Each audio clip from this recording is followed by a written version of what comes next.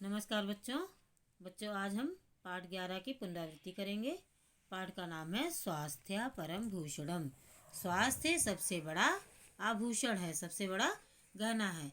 बच्चों, इस पाठ के अंतर्गत यह बताया गया है कि हमें हमेशा नियमित रूप से अपने कार्य को करना चाहिए, सुबह समय पर उठना चाहिए और समय पर ही सारे कार्य करने चाहिए।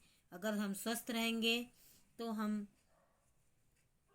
हर क्षेत्र में आगे रहेंगे और धन अर्जित करेंगे और अपने देश की भी उन्नति करेंगे। स्वस्थ रहने के लिए बच्चों हमें हमेशा स्वास्थ्यवर्धक चीज़ें खानी चाहिए जो हमारे शरीर को ताकत दें, हमें शक्ति प्रदान करें।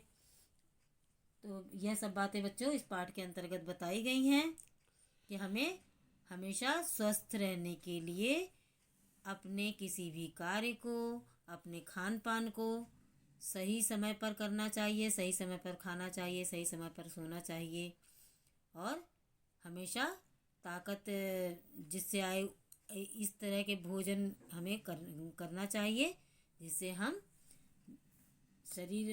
हमारा शरीर स्वस्थ रहेगा तो हम सभी कार्य आसानी से कर सकेंगे। क्योंकि बच्चों, स्वस्थ शरीर में ही स्वस्थ मस्तिष्क का निवास होता है। तो बच्चों, यह सब बातें हमने इस पाठ के अंतर्गत पढ़ी थी। आज हम पाठ 11 की पुनरावृत्ति करेंगे। तो आइए देखें। शब्दार्था लिखत, शब्दार्थ लिखिए। संस्कृत में बच्चों शब्द दिए गए हैं और हिंदी में उनके सामने अर्थ हैं। आइए देखें। पहला शब्द है यथा शक्ति। इसका अर्थ है शक्ति के अनुसार। दंत धावन, इसका अर्थ है दांतों की सफाई। उत्तिष्ठन्ति, इसका अर्थ है खड़े होते हैं।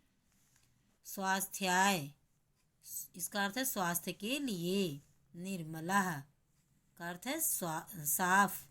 प्रविशति का अर्थ है प्रवेश करता है। समये का अर्थ है समय पर।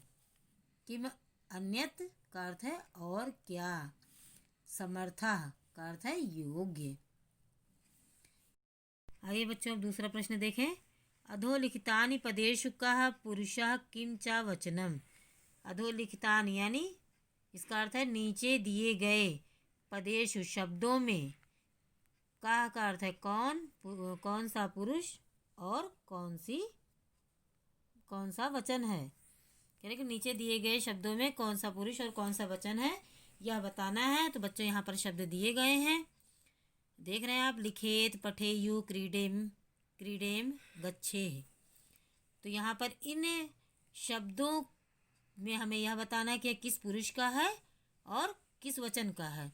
तो पहला शब्द है लिखेत, प्रथम पुरुष है, एक वचन है। पठेयु प्रथम पुरुष है, बहुवचन है। क्रीडेम उत्तम पुरुष है, बहुवचन है। गच्छेः मध्यम पुरुष, एक वचन है। तो बच्चों, इस तरह से आपको भी शब्द रूप और धातु रूप अवश्य याद कर लेना चाहिए, क्योंकि इस तरह के प्रश्न पेपर में आते हैं। तो आप ध्यान से शब्द रूप और धातु रूप अवश्य याद कर लें, जितना भी मैंने अब तक आपको पढ़ाया है। तीसरा प्रश्न है अत्र प्रकृति प्रत्ययः अस्ति। कह रहे यहाँ प्रकृति प्रत्यय है। तो यहाँ पर बच्चों यहाँ शब्द दिए हैं, इसमें हमें धातु और प्रत्यय दोनों को अलग अलग करके लिखना है। तो पहला शब्द है पठितुम। इसमें धातु कौन सी और प्रत्यय क्या है यह हमें बताना है।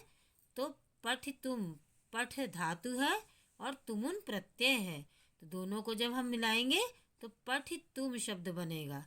इसमें ना का बच्चों लोप हो जाता है और तुम केवल शेष बचता है। ऊ और ना का ऊन, यानी ऊ की मात्रा और ना का लोप हो जाता है, यानी छिप जाता है। कृत्वा, इसमें क्या है, क्री धातु है और कत्वा प्रत्यय है। क्रीडितुम, क्रीड धातु है, तुमुन प्रत्यय है। पूजनीयः, पूज धातु है और अनियर प्रत्यय है। तो आप यहाँ पर भी देख रहे हैं क्री धातु है और कत्वा प्रत्यय है। तो कत्वा में भी केवल त्वा जुड़ता है। इसमें जो है का जो है वह नहीं जुड़ता है का जो है उसका लोप हो जाता है। इसके लिए एक व्याकरण में नियम है, वो हम आगे पढ़ेंगे। तो यहाँ पर देखिए केवल त्वा जुड़ेगा धातु के साथ और यहाँ पर तुम जुड़ेगा धातु के साथ। इसी तरह से यहाँ पर भी है, यहाँ पर भी बच्चों तुम ही धातु के साथ जुड़ेगा। ब्रैकेट में मैं जो लिख रही हूँ शब्द, यही जो है आपके धातु के साथ जुड़े हैं। इसी तरह से पूजनीय, पूज धन अनीयर, तो यहाँ पर भी देख रहे हैं पूज धन अनीयर में अनीय, केवल अनीय पूज धातु के साथ जुड़ेगा तभी तो बनेगा पूजनीय। तो बच्चों आपको मैं साथ साथ समझाती ही चल रही हूँ कि प्रत्यय में आपको प्रत्यय लगाना है धातु के साथ, तो उस प्रत्यय में से किन अक्षरों का लोप हो जाएगा। जैसे कि यहाँ पर देख रहे हैं, यहाँ पर उन शब्द का लोप हुआ, केवल तुम लगेगा। और यहाँ पर कत्वा में त्वा केवल लगेगा धातु के साथ। इस तरह से यहाँ पर भी देख रहे हैं तुम लगेगा धातु के साथ, और अनियर में अनीय धातु के साथ लगेगा। तो बच्चों आपको प्रत्यय और धातु किस तरह से अलग करना है यह मैंने आपको बताया, आपको अच्छे से समझ में आया होगा। आइए अब अगले प्रश्न की ओर चलते हैं। प्रश्न नंबर 4 है, प्रश्नानाम उत्तराणि संस्कृतेन लिखत। प्रश्नों के उत्तर संस्कृत में लिखिए। पहला प्रश्न है, जनाः कीदृशः खाद्यानि खादेयुः। लोग कैसा खाद्यानि भोजन, लोगों को कैसा भोजन खादेयुः खाना चाहिए। उत्तर है, जनाः स्वास्थ्यवर्धकानि खाद्यानि खादेयुः। लोगों को स्वास्थ्यवर्धक भोजन खादेयुः का अर्थ खाना चाहिए, लोगों को स्वास्थ्यवर्धक भोजन खाना चाहिए। अगला प्रश्न है, जीवने कस्य सर्वाधिक महत्वम अस्ति। जीवन में किसका सर्वाधिक महत्व है। उत्तर है, जीवने समयस्य सर्वाधिक महत्वम अस्ति। जीवन में समय का सर्वाधिक महत्व होता है। बच्चों समय जो है वह बहुत ही मूल्यवान होता है। अगर आज हम अपने समय का सदुपयोग नहीं करेंगे और हमारा समय जो है निकल जाएगा, तो बाद में हमारे पास पछताने के सिवा एक पश्चाताप ही होगा, इसके सिवा और कुछ नहीं रह जाएगा। इसीलिए हमें किसी भी कार्य को समय पर पूरा करना चाहिए। आज का काम कल पर नहीं टालना चाहिए, क्योंकि हमारे जीवन में समय का बहुत अधिक महत्व होता है। तीसरा प्रश्न है बच्चों, किम वृद्धाः अपि व्यायामं कुर्युः। क्या वृद्धों को भी व्यायाम करना चाहिए। उत्तर है, आम हाँ, वृद्धाः अपि यथाशक्ति व्यायामं कुर्युः। वृद्धों को भी शक्ति के अनुसार, यथाशक्ति का अर्थ है शक्ति के अनुसार व्यायाम करना चाहिए। चौथा प्रश्न है, त्वं प्रातः कति वादने उत्तिष्ठसि। तुम प्रातः यानी सुबह, कति यानी कितने, वादने बजे, उत्तिष्ठसि उठते हो। तुम सुबह कितने बजे उठते हो।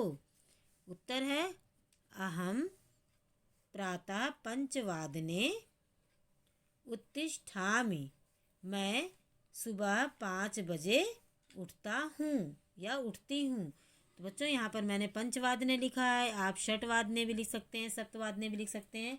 आप जिस समय उठते हैं सुबह, वह समय आप यहाँ पर लिख सकते हैं। मैंने यहाँ पर 5 वादने लिखा है कि मैं सुबह 5 बजे उठता हूँ या उठती हूँ। तो बच्चों आज मैंने आपको पाठ 11 की पुनरावृत्ति कराई। आशा करती हूँ आपको अच्छे समझ में आया होगा। बच्चों आप इस कार्य को अपनी कॉपी में लिखेंगे और याद करेंगे, जिससे आपको कभी भी आपकी परीक्षा शुरू हो जाए तो आपको पेपर में कोई भी दिक्कत ना आए। इसलिए आप पहले से ही तैयारी करें और जितना भी मैं रिवीजन वर्क करा रही हूँ उसको साथ साथ करते चलें और ध्यान से समझें और याद करें। आशा करती हूँ मैंने आपको जो भी पढ़ाया और समझाया आपको अच्छे से समझ में आया होगा। इसी के साथ धन्यवाद।